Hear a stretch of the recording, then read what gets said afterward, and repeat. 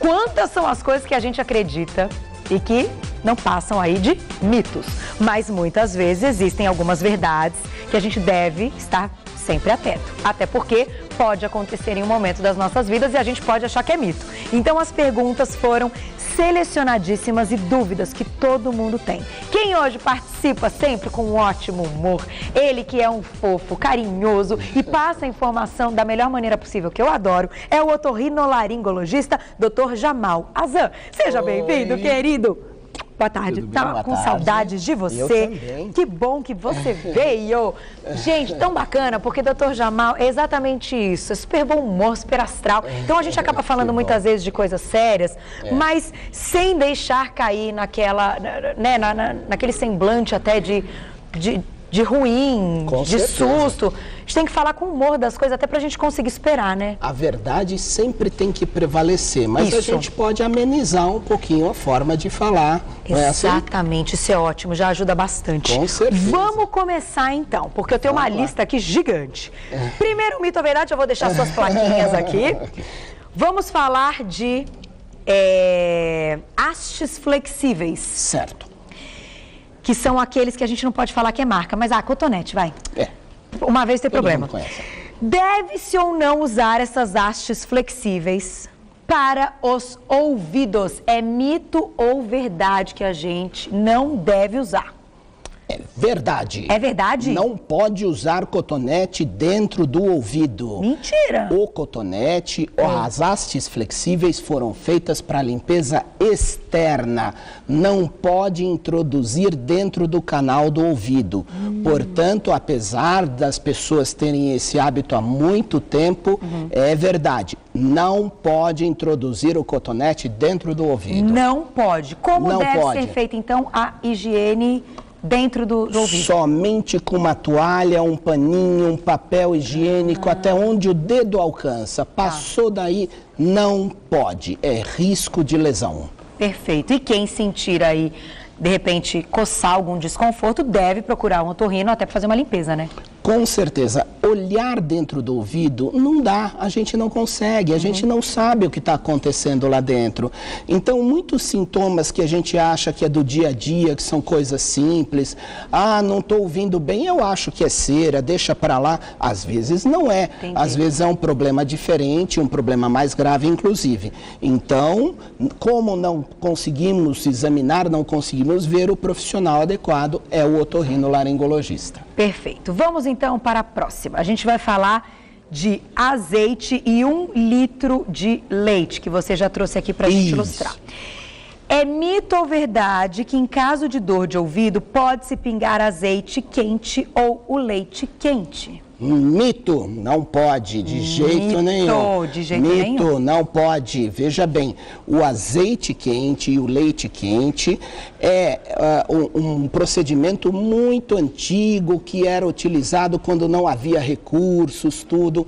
Mas hoje a gente sabe que não pode pingar nem azeite, nem o leite quente, nem leite de peito, que as pessoas falam às vezes. Nossa, nada. As dores de ouvido devem ser cuidadas com atendimento médico. Não pode pingar nem azeite, nem leite. O paninho quente pode? Porque, né, desde pequena, vamos esquentar a fraldinha ali, passa o ferrinho e coloca no ouvido. Bom, meus pais fizeram muito isso comigo. Isso pode? Isso é verdade. Isso é verdade? Isso é verdade, com que certeza. bom. Você pode sim. Aquece o paninho, ok? Numa temperatura agradável, morno para quente, mas numa temperatura agradável. Coloca em cima de toda essa região da orelha. Tá. E já vai esquentando outro paninho, porque quando esse esfriar, você tira, coloca o outro e mantém esse processo por volta de uns 15 minutos. Para alívio da dor de ouvido, esse é o melhor procedimento imediato que você pode fazer. Eva, então, eu passei a minha infância passando muito bem. Vou fazer mais uma perguntinha. Palitos de dentes e algodão. É mito ou verdade que pode-se improvisar uma haste flexível com palito de dente e algodão ou outro objeto? A gente põe o algodãozinho assim na ponta. Isso é um mito, isso não pode de jeito nenhum. Você eu até trouxe aqui para vocês verem, eu faço questão de mostrar aqui para vocês. Olha aqui, ó. Então, o que a gente está fazendo aqui? A gente fez um cotonete, vamos chamar assim, uma haste flexível para limpar o ouvido, para secar. Ai, que bacana, eu vou secar o meu ouvido, que legal, né? Aí a gente vai lá e quando vai ver, saiu o algodão. E como é que você vai tirar de lá de dentro agora? E muitas vezes a gente nem percebe que isso aconteceu. Então, isso é algo muito grave. O algodão pode ficar lá dentro, reter secreção, reter bactérias, gerar infecção, sem contar o fato de que a pontinha deste palito pode, então, machucar o canal do ouvido. O canal do ouvido tem uma pele muito sensível, uma pele muito fininha. Se você machucar, pode então gerar problema. Inclusive, eu vou orientar vocês que esses hábitos de pegar clips, ponta de caneta, essas coisas que a gente vê e que é muito comum, né? Isso é muito perigoso e nós atendemos muitos pacientes vítimas de acidentes que fazem isso até numa boa vontade por falta de orientação. Não pode. Assistindo Você Bonito, eles não vão fazer mais. Compressa com álcool. Quando alguém tem febre, é mito ou verdade que quando alguém tem febre, pode-se colocar uma compressa com álcool no pescoço? Vamos ver que plaquinha que eu vou pegar, não é? Eu quero ver, essa não sei a resposta. Essa é a plaquinha da verdade. Verdade? Pode? Verdade. Devemos fazer isso? Pode. O álcool, ele evapora mais rápido do que a água, então ele tira um pouquinho da temperatura do corpo. É uma medida interessante, obviamente não havendo nenhuma ferida na pele, claro, não chegando nos olhos, na boca, no nariz, mas essa compressinha que você molha no álcool aqui, eu trouxe o álcool aqui pra gente molhar aqui no álcool, ó, a gente molha um pouquinho, aí coloca, deixa bem um no pouquinho pescoço. Pode ser no pescoço todo? Pode ser na testa, pode ser no pescoço, pode sim. Isso é uma medida caseira muito bem-vinda para diminuir a temperatura. A gente pode ficar com esse álcool no pescoço? O ideal entre 10 e 15 minutinhos pode ficar assim. Olha, isso ajuda bastante. Surpreendente essa resposta. Verdade. Então é verdade. Agora a gente vai falar de ventilador. Verão tá chegando, tá um calor. Ventilador vai bem. Vamos ver. Vamos ver. O ventilador faz mesmo mal para a saúde? É mito ou verdade? É mito. É mito. E é verdade. Ou seja, e agora? Se você utilizar o ventilador muito próximo do seu rosto por muito tempo, então realmente isso é mito. Não pode utilizar. Mito.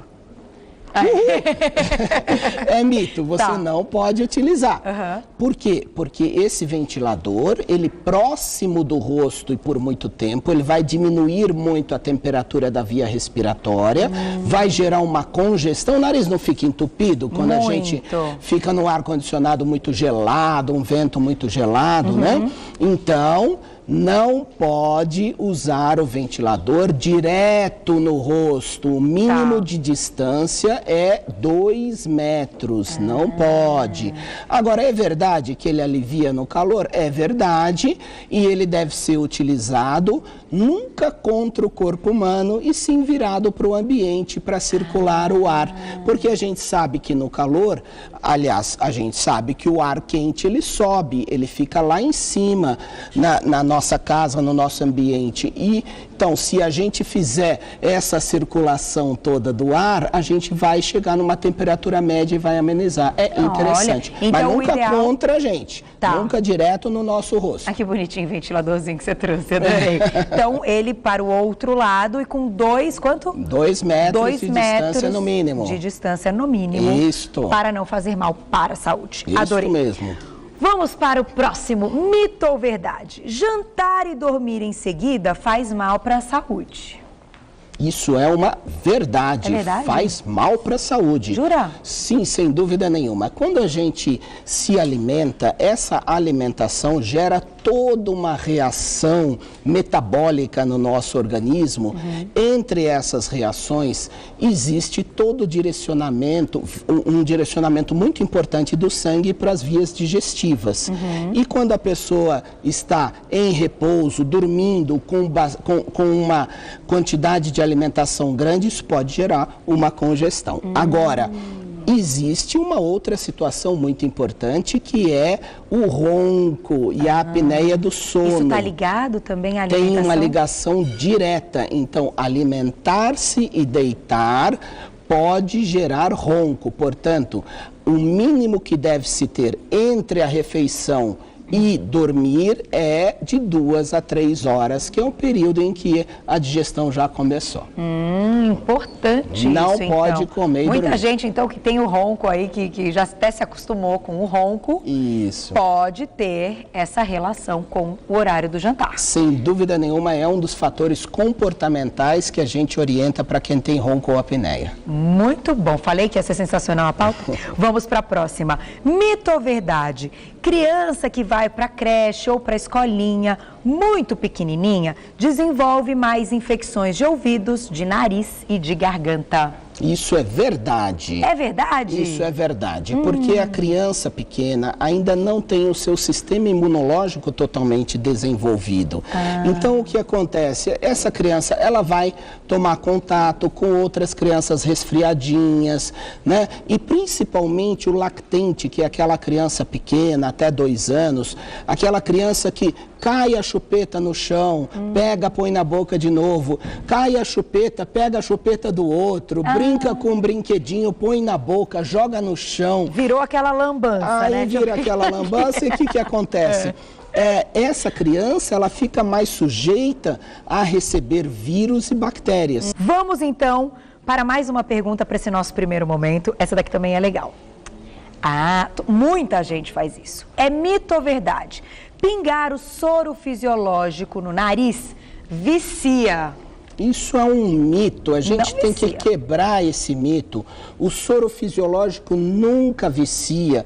Cuidado para não confundir soro fisiológico com vasoconstritores, com remédios que fazem muito mal. Agora, soro fisiológico é sempre bem-vindo, nunca vai viciar. Muito bom, então a gente deve pingar o sorinho. Deve pingar Diretora, sempre. dá tempo de mais uma para esse momento? Diga-me. Sim? Então pode. A gente que pode, tá bom, né? Mito ou verdade? Essa também é boa. Antibióticos estragam os dentes. Isso é mito. É mito? Isso Eu é achei que era mito. verdade. Esses são os antibióticos antigos, principalmente a tetraciclina, aquelas coisas antigas. Os antibióticos atuais não têm interferência sobre os dentes. Obviamente tem que ser usados com muita precisão, sempre no momento certo, mas antibiótico não vai manchar os dentes. Muito bom. Fechando agora, Sara Rezende, um beijo pra você. Tomar muita água gelada no calor afeta a garganta, mito ou verdade? Isso é verdade. Tem Verdade, que tomar né? cuidado Tem com o gelado, que sem dúvida nenhuma ele pode atrapalhar.